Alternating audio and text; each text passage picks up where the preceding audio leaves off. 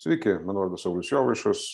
Čia vadovo laiko rubrika kiekvieną penktadienį mano profilyje arba vadovo laiko bendruomenėje, kurią galite rasti vadovavimas.lt. Kalbamės apie visokius svarbius dalykus vadovams, mano supratimu. Ir čia yra pirma dalis mano pokalbio su profesorium Arminu Ragausku, kurį, jeigu pasigūglinsit, tai rasite labai įdomių dalykų apie jį, kaip kad jisai yra ne tik tai mokslininkas, dėstytojas, jis taip pat yra išradėjas ir technologijų, kurios yra susijusios su labai, ateities klausimais, su mūsų kūnu, su mūsų galva, su smegenim ir panašiais dalykais. Jis yra taip pat verslininkas, jis taip pat yra bendradarbiavęs su NASA, su daugybė tarptautinių projektų, taip pat dirbęs organizacijose, kurios kaip čia protinguoju būdu bando sugalvoti ateitį. Labai įdomus pašnekovas.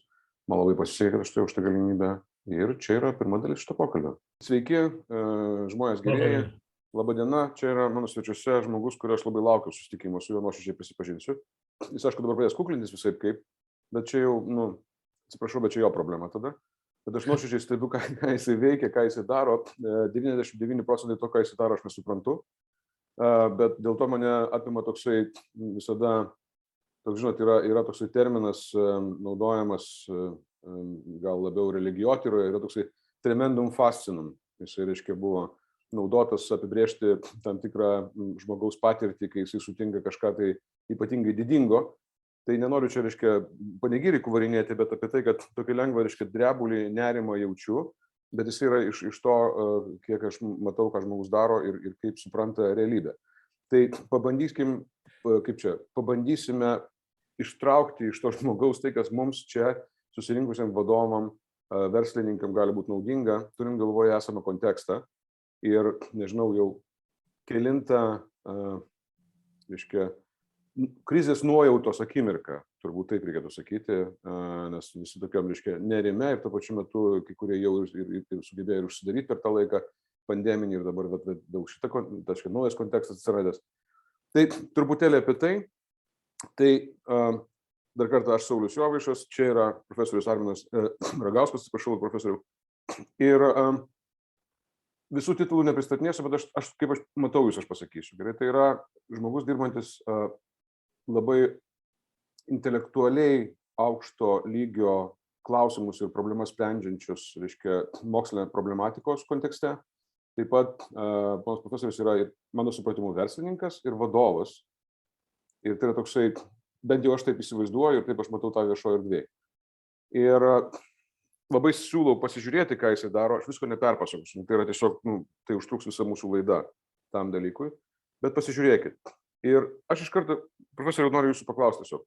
Jūs kaip vadovas, verslininkas, mokslininkas, kaip jūs jaučiatės dabartiniam kontekste, kur pandemija mostelėjo, reiškia, per smegenis visiems, ir po to dar dabar karas, kuris iš principo pandemiją nužudė, arba bent jau prigesino kuriam laikui mūsų smegenyse. Kaip jūs matot situaciją? Pirmiausia, tai aš matau tą situaciją kaip iššūkius, kuriuos verta analizuoti ir galima analizuoti įvairiausiais būdais, bet analizė reikalauja ramybės ir analizė reikalauja supratimo, kas vyksta šitoje planetoje apskritai. Tai pirmiausia, pradėkime nuo to, man paliko didžiulį įspūdį. Viena astronautė, kuri čia lankėsi pas mus, reiškia, kuri pasakė, nuvelės, kai tu pakili į artimą kosmosą, į tą stotį ir pasižiūri į tą Žemę, atrodytų, tie, kurie tenais gyvena, turėtų suprasti, kas tai per grožis ir koks čia trapumas. Ir kosmose nėra nei sienų, nei pagrindo konfliktams.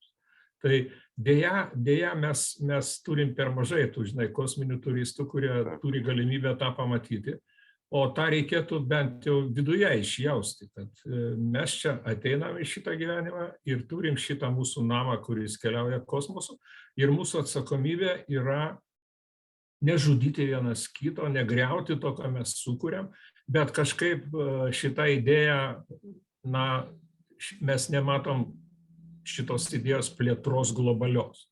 Mes matėm globalią rinką ir dabar mes matom, kokia jinai trapi ir kaip jinai subyra į šipulius, teisingai. Ir mes matėm, Dieve mano, kiek metų yra Konfucijaus filosofija. Jisai gyveno 500 metų prieš Kristų. Teisingai. Ir kokios esminės idėjos? Moralė, teisingumas, individo santykis su valdžia, valdžios santykis su individu paremtas tais principais ir tu gimsti, tu dirbi, kad paliktum po savęs geresnį pasaulį. Tai dabar mes matom žmonės, kurie nori palikti po savęs blogesnį pasaulį. Teisingai. Tiesiog grubiai naikinti. Iš kitos pusės, ar tai yra tikrai siurprizas? Covidas garantuotas siurprizas. Tačiau toks elgesys, kokį mes dabar stebime Rusijoje, yra numatytas, analizuotas, prognozuotas ir dėja, bet tai yra vienas iš ateities scenarijų, kurie aprašė savo raporte JAV žvalgybos taryba. Ir tas raportas buvo išleistas 21 metų kovo mėnesį. Ir tame scenarijoje eksponentinis augimas demonstruojamas, eksponentinis augimas tarp valstybinių konfliktų, įskaitant ir branduolinius konfliktus. Per trumpą laikotarpį, 20 metų laikotarpį. Tai amerikiečių žvalgyba nenumatė datos, bet numatė tendenciją. Tai, kai jie parašė šitam dokumente apie Rusiją, jie parašė pakankamai preciziškai, kad mes galėtumėm suprasti priežastis, kodėl tai vyksta. Priežastis yra tiesiog atspindinčios tos makroprocesus, kurie šitai planetoje reiškiasi dėl daugybės kitų priežasčių. Pirmiausia, demografija. Niekad nebuvo tiek gyventojų. Antra, ištekliai. Trečia, pagaliau, nepasitikėjimas institucijom. Taisyklės. Kas laikosi taisyklių? Fake news, fake'as visur, kitaip tariant, technologijos sukūrė terpę tokiems procesams. Ir kaip dabar tą ateitį atsakingai sutvarkyti, tai yra tikrai nestandartinis, neordinarinis iššūkis žmonijai. Bet žmonija yra pajėgi apskritai tvarkyti su tokio lygio globaliais iššūkiais, turint galvoje, kad žmonija yra perdėm abstraktu. Tai yra mūsų 8 milijardai. Ką reiškia žmonija tvarkytis? Kaip jinai gali su to tvarkytis?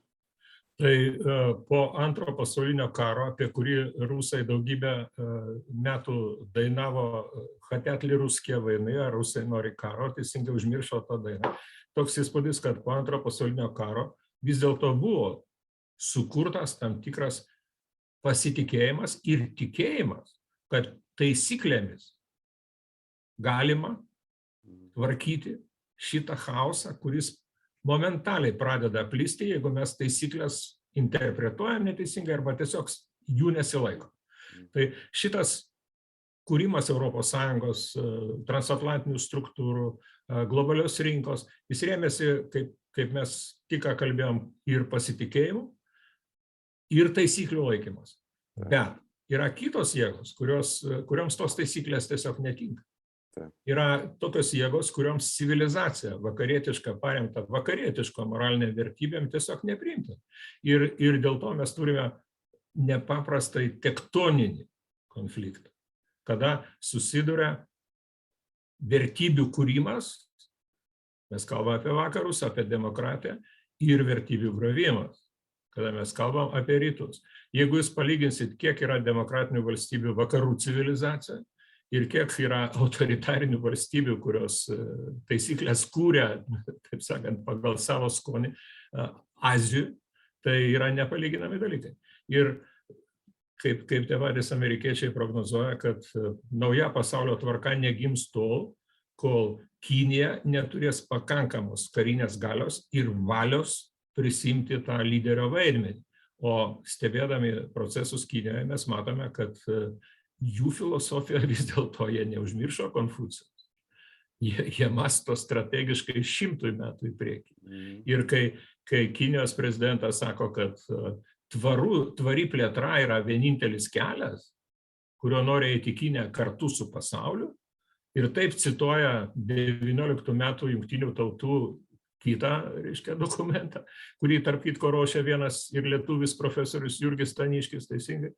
Tai mes girdim Kinijos balsą. Ir ta Kinijos reakcija į šitą karą, kuris yra tarp Rusijos, koks čia karas, čia yra invazija, čia yra tiesiog žodžių trūksta, kaip tai vardinti. Kinijos reakcija nėra tokia, žinai, vienareikšmiškai azijietiška, pavadinsiu. Tai tokie yra pagrindai, man asmeniškai, tokie yra pagrindai bandymui suprasti, kas vyksta ir ką daryti. Bet jūs, reiškia, pats iš savęs tikite, kad Kinija gali imtis tos lyderystės, kuris sukurtų, kaip čia, tam tikrą balansą, jėgų balansą, turbūt. Apie ką čia galima kalbėti, aš net neįsivaizduoju. Atsakymas būtų iš mano patirčių Honkonge, kai tik tai pasitraukė Britai, taip atsitiko, kad po metų aš atsidūriau Honkonge ir vietinė profesūra pradėjo klausinėti, kaip ten ta posovietinė teritorija, kas ten vyksta, aš pradėjau kalbėti apie pluralizmą, demokratiją, ten žmogaus teisės, jie taip truputį pradėjo ironiškai šypsotis. Aš sakau, taip, ką jūs neįvesit žmogaus teisės? Jie pasakė, mes turim Konfucijų, mes turim istoriją rašytinę virš 3000 metų. Mes, aišku, įvesim, bet išmokysim žmonės gyventi šitam godžiam kapitalizme. Tai užtruks kokį 150 metų. Tai, kitaip tariant, jų laiko mastelis mums nesuvokiamas. Jo, čia tas buvo visada pas juos, ta visa istorija, būtent kaip jūs sakėt, matavo viską šimtmečiais. Bet dabar, kaip ten bebūtų, mes turime gyventi šiandien tos ateities, reiškia, neapibrėžtos ateities laukime, tam tikrą prasme. Ir va dabar čia yra veikiantys žmonės, vadovai, politikai, mokslininkai, žmonės, kurie turi įtaką visam sociumui. Bet mane labiausiai domina, iš principo, vadovai, verslo vadovai, bet galima kalbėti platesniam kontekste. Ką mums daryti?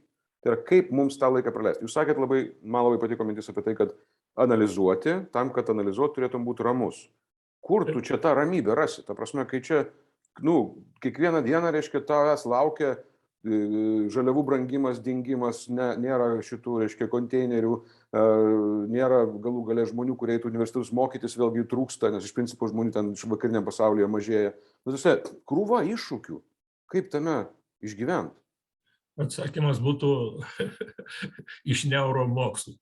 Nes jeigu pradėti analizuoti, kaip veikia mūsų smegenys, kaip žmonės individualiai sprendžia, tai visą laiką vyksta kova tarp kaktinės srities, reiškia, kurie atsakinga už mūsų intelektą, pavadinsim, ir tos evoliucinės limbinės sistemos, kuri generuoja visus tos agresijos hormonus, streso ir ką tik tai nori.